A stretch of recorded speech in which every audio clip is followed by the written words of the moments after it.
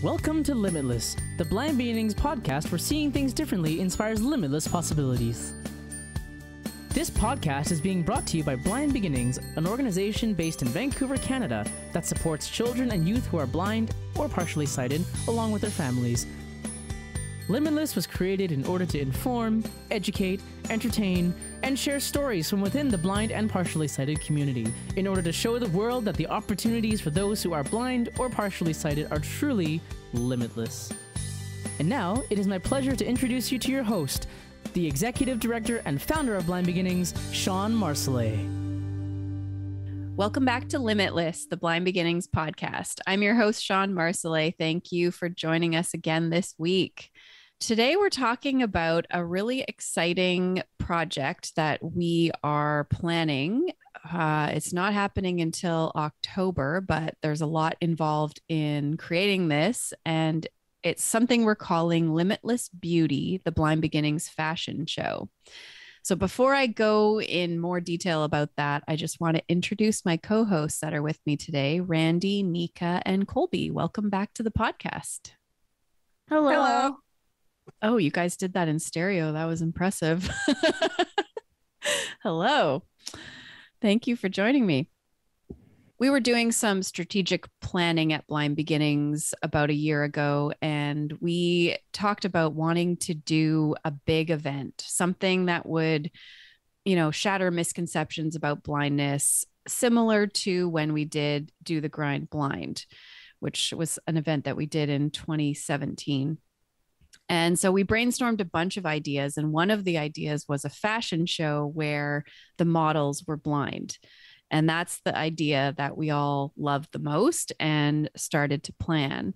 And I was talking about this upcoming fashion show with some of you, and a couple of you mentioned that you actually had already participated in a fashion show, which I thought was really interesting. So I wanted to have you here to talk through your experience and then kind of talk a little bit about the event that we're planning. So Randi and Kolby, you both did fashion shows with your high schools.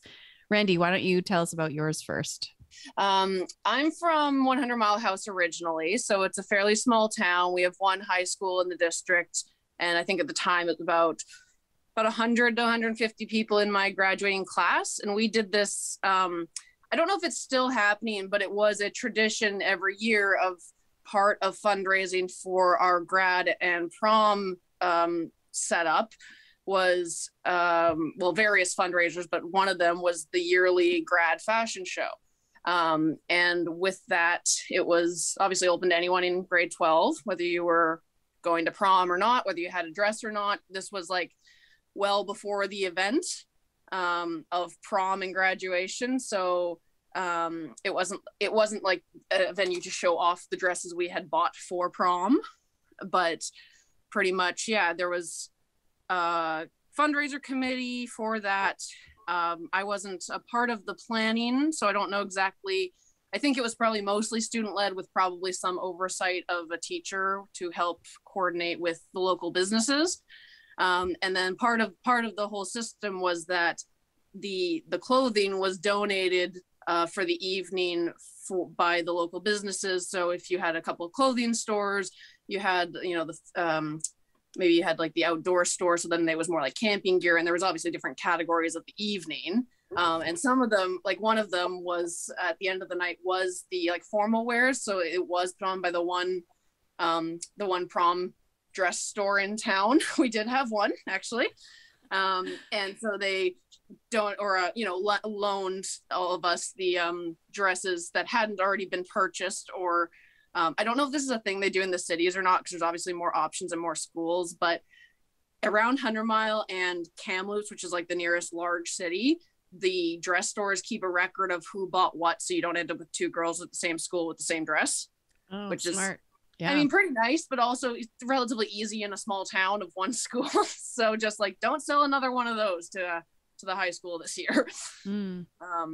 But so the ones that we were wearing at the fashion show were the ones that hadn't been purchased yet. So they were still like, hey, these ones are still available. And so that was part of like how we got the the businesses got in because they got free advertising. Basically, if you like this outfit that so and so is wearing, you can go to Outlaw later tomorrow. Right. Yeah. And then I don't remember if, I think we just probably did our own hair and makeup to our own tastes. I don't remember specifically.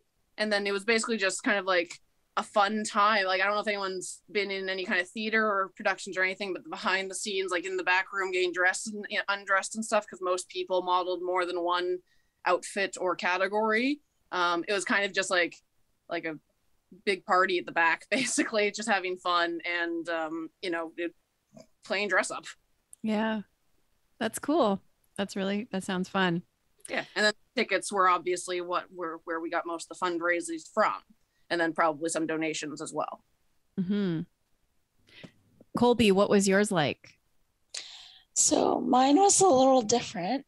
So we had 2 different events. So when I was in grade 11, our school got together, and any student that had already had prom dresses brought their dress, and it was modeled, and then you were able to buy those dresses. So it was kind of like a secondhand dress exchange. For my grade 12 year, part of our grad, everyone got to wear like their dress. And then one of the days we all went to this big arena, and there was like a fashion show. So on that day we had everyone was there in their dress, and you went up on stage, and then you walked across, and the stage was kind of like a T shape. So you would start on one side, and then you would walk across, and then you would walk down the center and show off your dress. And I was part of that for my grad. And it was just a way for everyone to have like the community come out and watch and see everyone's dresses and suits and all that kind of stuff. Did you guys also have so for our prom, we had it was like dinner and dance, but before that we had the literal promenade portion. So we walked, the community members had tickets, and we walked around the hockey rink, because it's a small town. So did you guys not have something like that, or did you have also something like that, like the day of your prom, but this was just a separate event ahead of it? So it sounds like we did the same thing. So the same day we had this fashion show went, and then so that was at 3:00 in the afternoon. Okay. And then after that we had a dinner and a dance. Okay, so it was like a connected event, not 2 different days. Yeah, that makes sense, because you wouldn't want to have everyone already have seen your dress that you're going to wear to your prom. Right. And that's why I was a little bit confused, but I wasn't sure. It was oh, well, these are people who have already got their dresses ahead of time, mm-hmm. or what. And I don't know about other places either, but our grad class, we had a girls of 2012 Facebook page. So we were we don't want everyone else to see the dresses, but we either post some people posted full photos, some people just posted the top or just the skirt. We had that too. So we didn't get the same thing again, or close to, because some people also bought things online. This is 2012. We're in the era of online shopping now, not just in store for dresses and stuff. So, obviously they can't.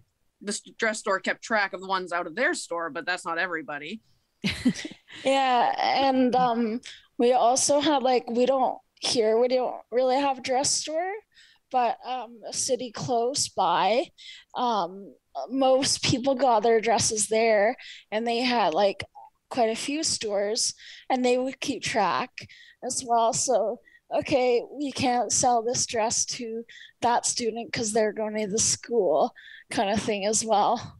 I feel like small towns are the way to go on this, because I'm living in a pretty large city. There were fights about prom dresses and people getting the same dress, even the same dress in different colors.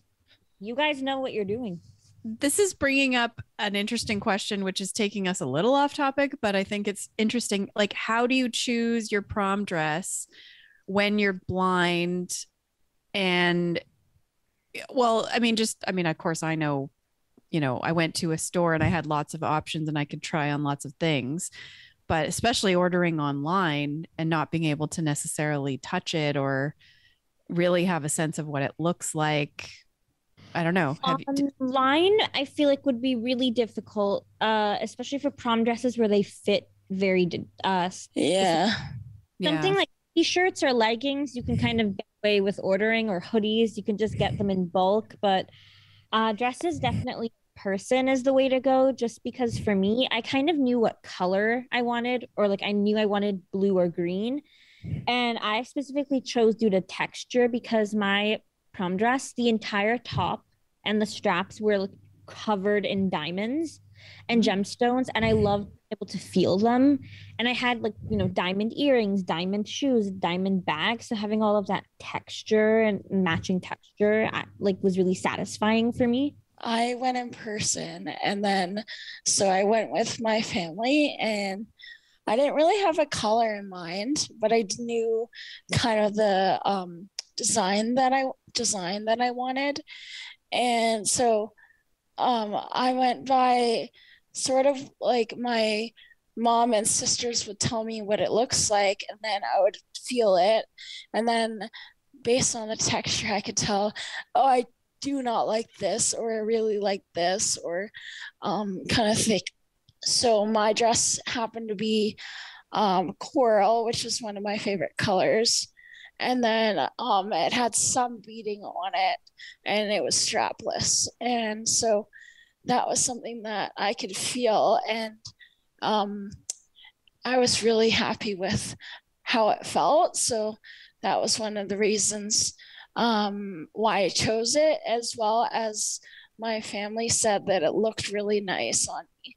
Yeah, so I mean, mine's not too dissimilar from Kolby's or even Nika's, but I went in person. Again, it was 100 miles, so you only have one choice if you aren't able to get you don't have a vehicle to drive out of town, which I didn't have access to. And actually, so I went with my mom, but actually I can't remember but we had another appointment after. So we were like, well, we might not find it now, but we have an hour now, and if not, then we'll come back another day. And she actually went to the bank or something. She went somewhere else for half of this. So honestly, it was mostly me just looking around. Probably I didn't have a color in mind either, but I like Kolby. I had the general kind of shape I think I wanted. And I think it's A-line. So it's a little poofy, but not really poofy.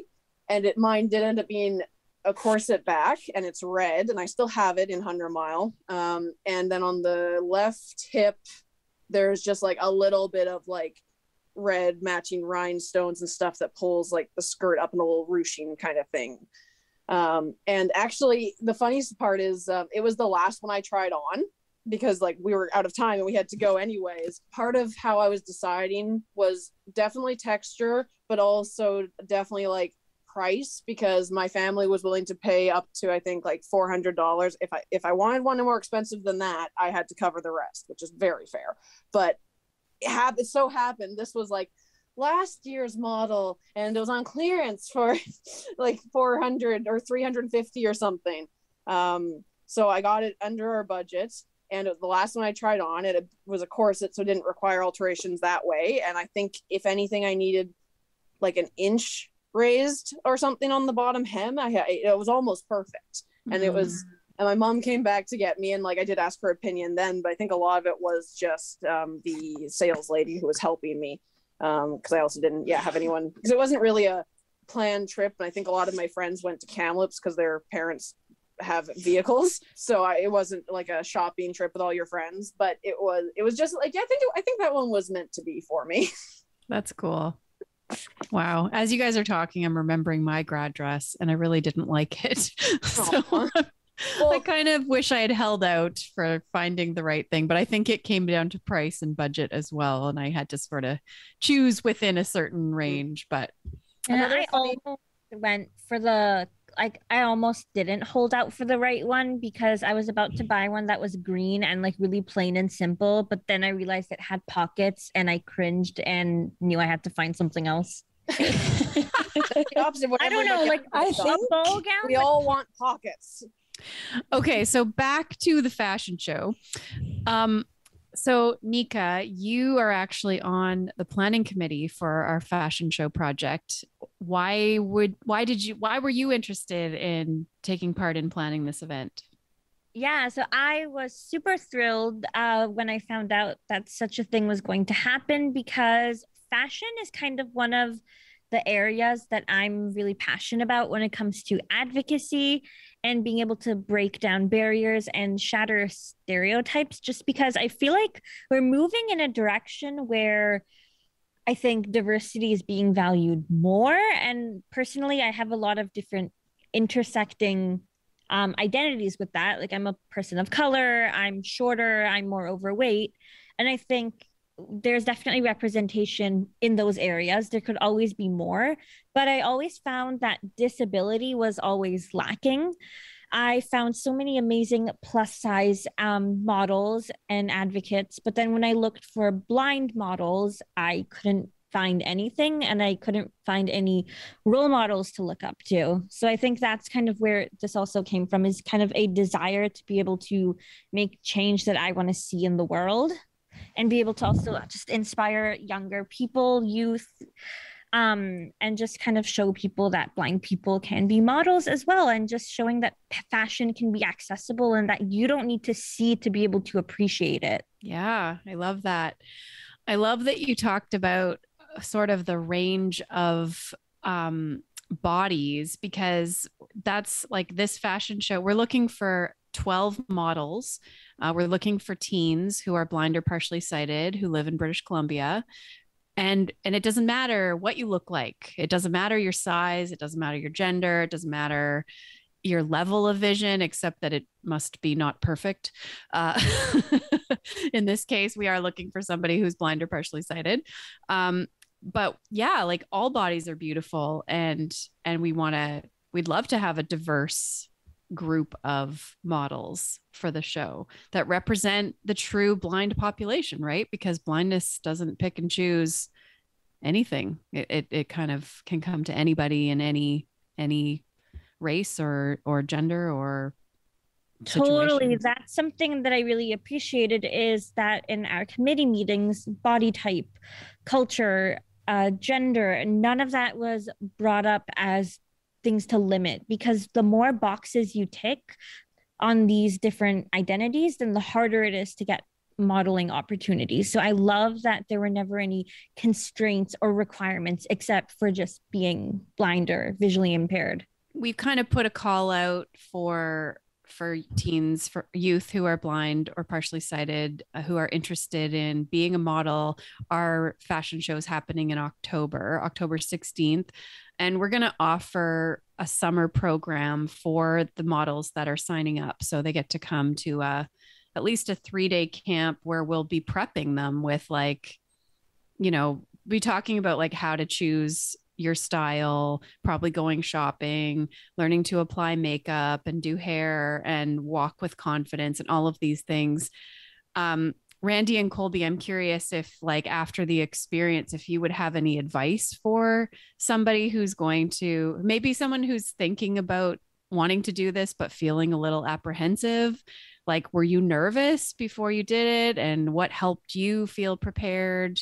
Any advice for somebody considering this? Well, I think Kolby mentioned a good one already of, if you're wearing shoes or anything you're not familiar with generally, practice in them first.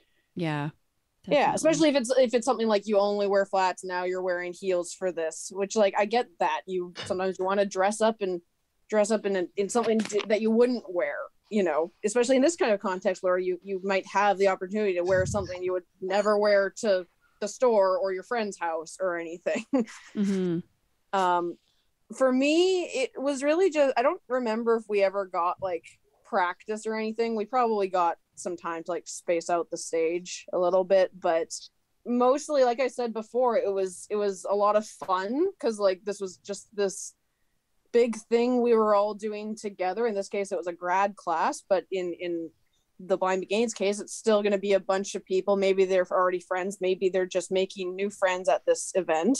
But it's like the back end of it's going to be a lot more fun probably than any nerves that you're like, the fun will override the nerves, I think. Yeah, I love that. I would say if you are thinking about it and you are nervous, or maybe you're not sure, let us know, ask. You can email Shawn.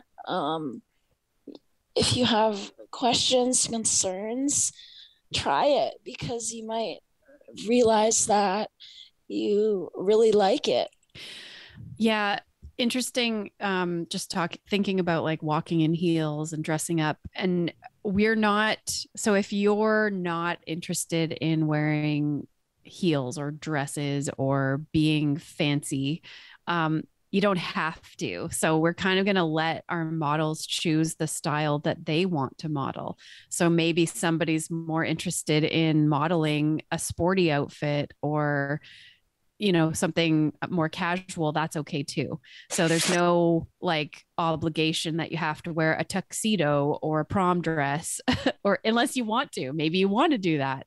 So we're really open to the diversity in the style that people want to show off as well. That's a good opening for a question I had about like the show itself, but like the one we did, it had different kinds of categories. So most people, like I said, end up wearing more than one outfit. Obviously that also depends on how many people you have versus outfits, but is there, you say like, well, you know, people can wear what they're comfortable with, but is it going to be like, yeah, category, here's some summer outfits and you have whoever wanted to wear those, and here's the dressy up outfits and then those people, or is that I don't, yeah, that's a good question. We haven't really, I think it'll depend on who comes forward and what they want to show, what they want to model. So I think that we will organize it in that way, probably, right? Like in some sort of categories or seasonal, like we're starting with spring and now we're moving on to the autumn fashions and now we have winter or whatever.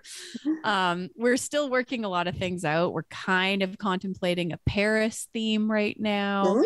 Yeah, at this point, we're not planning on doing clothing changes. So each model will model their one outfit and they don't have to worry about changing, but that could change again. It depends on sponsors. And so, I mean, that's another kind of sidebar, but if you are a business that sells clothing or makeup or a hairstylist or somebody, a shoe store or accessories, yeah, any of those things, and you would like to sponsor or be involved in some way, definitely get in touch with us, because we will be looking for that as well. We're in the process of developing a sponsorship package. I think there's like a lot of cool opportunities with an event like this, and we're really excited to see where it goes and how much the community can get involved, because we really want to use this as a way to raise awareness. Like Nika said, kind of shift those stereotypes. Like just because you're blind doesn't mean you don't care what you look like, doesn't mean you don't want to be fashionable and just be out in the world with confidence. So that's a big part of, you know, preparing the youth to face the world with confidence, but then also educating the public about beauty, how blind is beautiful too. Applause. Cue applause. I definitely think this event too, like besides raising awareness, it'll also be a great way to promote like, small businesses as well. So it's kind of like a teamwork, team effort. Yeah, for sure. It's going to take place at this cool venue in Vancouver called Jig Space, which sounds pretty cool. I haven't actually been there, but it just has a cool name. It's kind of funky and trendy and different. And there's this place, this upstairs in the venue is this area where we're going to be able to do a photo shoot with each of the models. We're going to also plan to have like a raffle and a 50-50 and make it a fundraiser. And we'll be selling tickets, obviously closer to the fall, so people can come out and and see the fashion show and learn more about Blind Beginnings. We're hoping to create a video of sort of the preparing the models. So that's probably there'll be refreshments. Yeah, there'll be some wine. Yeah, it's going to be a really, really fun event. And we just need those youth who are interested in taking part to get in touch with us and express interest. We've got a casting call. So we've sort of got some criteria. You do need to be comfortable being photographed or videoed. And we will share images on our social media and possibly in a promotional video that's made around the event. But aside from that, the only other criteria is that you're a teen in British Columbia that's blind or partially sighted. So if people are interested, they can send me an email to limitless@blindbeginnings.ca and just say, I want to be in the fashion show, and we'll get in touch with you. Well, thank you for joining me. I was really excited, Randi and Kolby, the other night when you said that you had experience in a fashion show, because I don't even think I've ever been to a fashion show. I think one of the reasons I've never been to a fashion show is because it's kind of a visual event. You know, you're watching people walk on a runway. So if you can't see, you're not necessarily getting a lot out of that. So obviously we will be describing the outfits. Descriptive Video Works is going to help us out with some audio description during the event. We're also hoping to have some of the outfits on mannequins around the room, so you can actually feel the outfit that the models are wearing. And then we're planning for a social media campaign around that time. We'll ask people to share a photo of themselves wearing their favorite outfit with an alt tag describing what they're wearing. So kind of educating people on how to describe photos to make them accessible to somebody who's blind at the same time. So that's kind of the educational piece that's going to be happening alongside this event. I love it. Yeah. So we just need those models. and then it's going to be a really cool event. I feel like it's all going to come together. All right. Well, thank you for joining me, ladies. I really appreciate you being here tonight. Thank you. Yeah, thank you. You've been listening to Limitless, the Blind Beginnings podcast. If you have a question, a comment, a future topic request, please send us an email to limitless@blindbeginnings.ca. Please share our podcast with a friend, like, subscribe, leave us a rating, and join us next time. This podcast has been brought to you by Blind Beginnings, an organization based in Vancouver, Canada, that supports children and youth who are blind or partially sighted, along with their families. Music for this podcast is composed by Shawn Bishop and Clement Chow. Production and audio editing by Rob Minot. For more information about Blind Beginnings and the work it does to support children and youth who are blind and partially sighted, along with their families, visit us on the web at www.blindbeginnings.ca, and also remember to follow us on Facebook, Instagram, and Twitter. We thank you for joining us, and we look forward to seeing you next time.